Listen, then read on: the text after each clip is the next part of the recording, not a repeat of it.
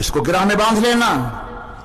कोई आलिम, कोई कारी, कोई मुफ्ती, कोई इमाम दावत व तबलीग का मुखालिफ नहीं हो सकता।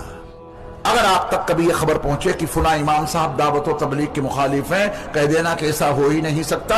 हम तो 15 रोजा इजलास सीरत मुस्तफ़ा में ये सुन के आए हैं, बिलग्रामी ने बताया है कि कोई आलिम, कोई इमाम, कोई मुफ्ती, कोई कारी दावत व तबलीग का मुखालिफ नहीं हो सकता। सब आपके साथ हैं, बस आप झूठी बातें सुनानी बंद कर दो, गलत मेयार कायम करना बंद कर दो। ये न कहो कि बगैर निकले ईमानी नहीं बनेगा।